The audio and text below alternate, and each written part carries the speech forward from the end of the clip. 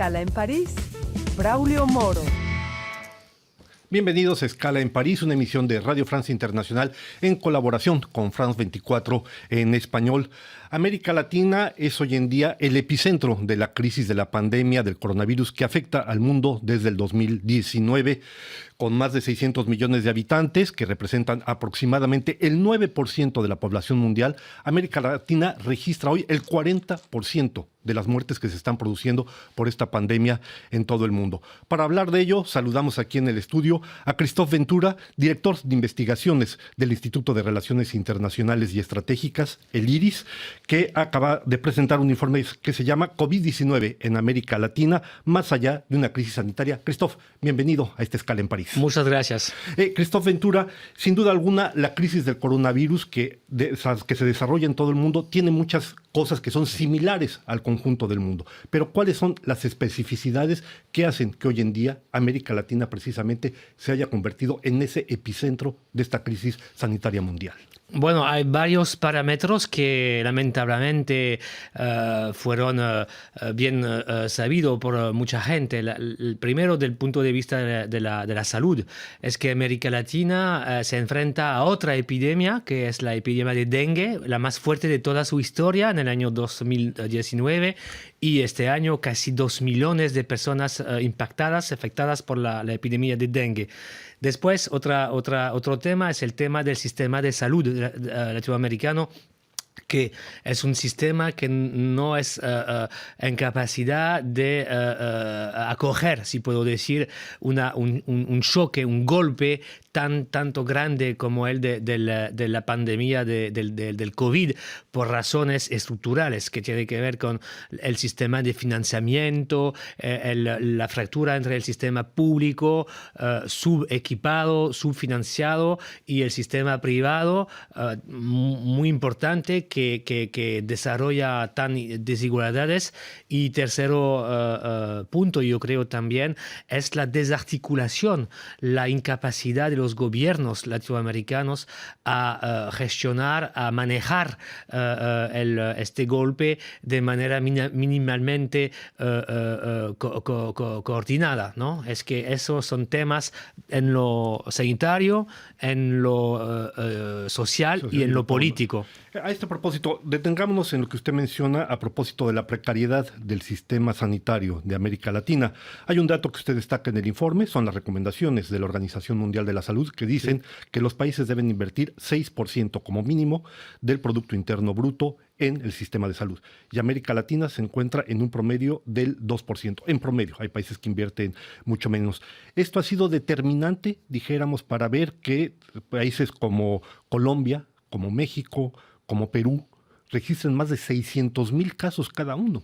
Sí, es absolutamente clave para entender una cosa muy importante que tiene un impacto en Latinoamérica como en el resto del mundo. Es que este virus solamente indica las vulnerabilidades de las organizaciones sociales, y se crece con la falta o la debilidad de los sistemas sociales. Eso es el tema, y en Latinoamérica estamos en eso, porque obviamente el problema del sistema sanitario latinoamericano es el hecho de que se puede curar, pero si se puede pagarlo, porque si no, no se puede, ¿no? El sistema público está muy débil, sobre todo después esos últimos años donde la austeridad de los gobiernos fue muy fuerte, en particular en el sistema sanitario, que está pagando el precio de la falta de inversión y de la falta de consideración de los gobiernos como sistema principal para las sociedades. El sistema privado, en el cual la gente tiene que pagar su cura, no puede asumir un golpe como el de la pandemia. Esto es en términos del aspecto sanitario de la crisis, que se ha vuelto una verdadera hecatombe. Ahora bien, hay la parte también económica, Christophe Ventura.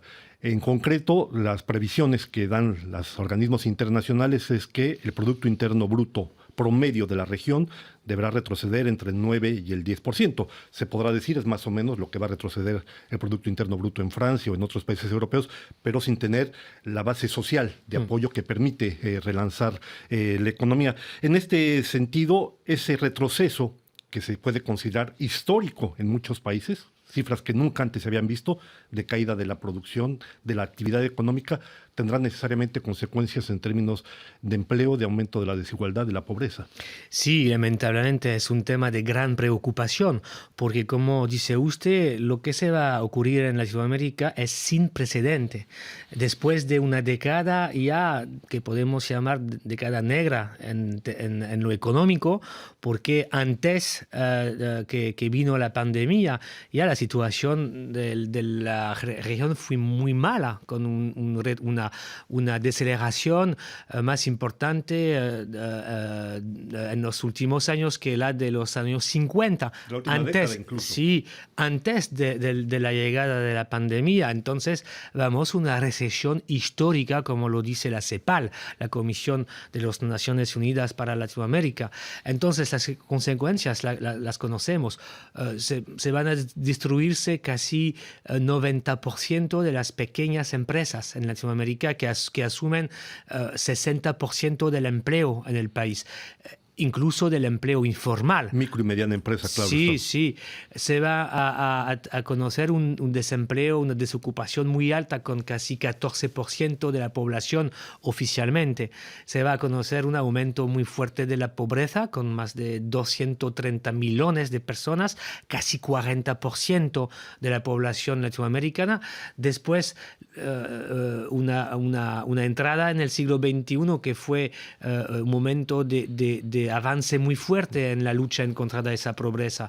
Ahora está así, y también otro tema para Latinoamérica estará los problemas de hambre también, porque se habla de una inseguridad alimentaria que podría afectar a casi 40 millones de personas en el subcontinente. Eso se llama un cataclisma.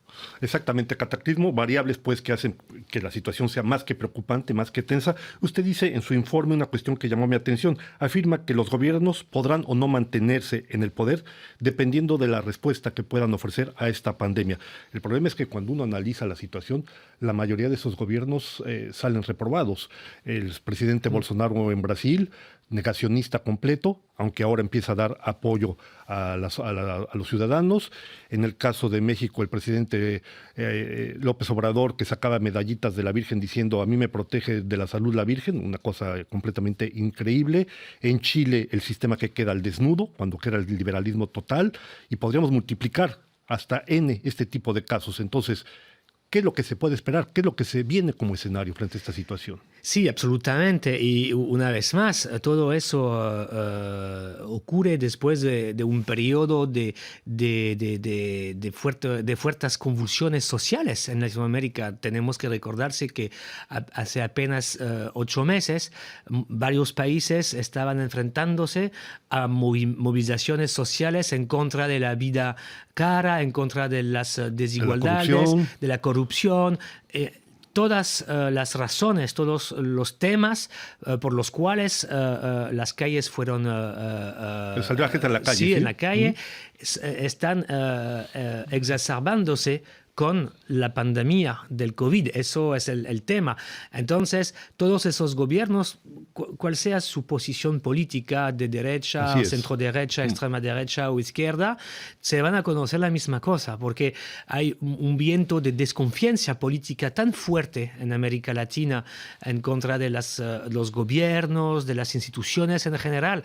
Y por otra parte, esa caída, este fracaso social en todos los países, que para los gobiernos se va a hacer un desafío, una amenaza muy fuerte sobre su sobrevivencia. Y eso vamos a verlo con varios escenarios y configuraciones nacionales en los próximos meses en Latinoamérica. A este propósito, Christoph Ventura, efectivamente se vienen varias citas electorales en medio de una pandemia, de una crisis histórica, ¿no? Este año, por ejemplo, normalmente habrá el referéndum en octubre en Chile, habrá elecciones en Bolivia, entre otros. El año entrante hay elecciones presidenciales en Perú, hay elecciones legislativas en México, hay elecciones en Chile, en fin. ¿Qué es lo que se puede ver? ¿Habrá más inestabilidad dado esta situación de los movimientos sociales que están ahora en un impasse por causa de esta crisis? Por parte del problema de esos movimientos son su salida política. Cómo traducir, entre comillas, un movimiento social en respuesta política institucional. Eso es el tema recurrente, el desafío permanente de los movimientos. Por otra parte, los gobiernos son gobiernos que no tienen muchas margen de maniobra, ¿no? para manejar la situación que viene, porque son gobiernos que no tienen recursos, que son dependientes de los mercados financieros y los mercados económicos globales, porque la economía latinoamericana, sobre todo suramericana, depende mucho de la demanda internacional en recursos naturales, en materias primeras, en lo que se van a comprar los chinos, los norteamericanos, los europeos, que se van también a conocer crisis económicas muy fuertes, y hay también el tema de la volatilidad de los precios, de las commodities, en fin, una serie de parámetros estructurales que son afuera de la soberanía de los gobiernos latinoamericanos, que se van a depender de tendencias y de situaciones que son, y de decisiones que son afuera de América Latina en las organizaciones financieras internacionales, como el Fondo Monetario, como en el Internacional, FMI, Banco Mundial, de la contracción del comercio mundial, etcétera, etcétera. Así que no lo veo muy bien, lamentablemente, para todos esos gobiernos, y la instabilidad puede ser también una situación de convulsiones, de autoritarismo político también, para manejar, entre comillas, las demandas sociales que no podrán encontrar una respuesta, ¿no?, concreta por parte de ellos. Entonces yo creo que estamos en un ciclo donde el autoritarismo político, también el aumento, el crecimiento de la represión social por parte de las Fuerzas Armadas, de las policías,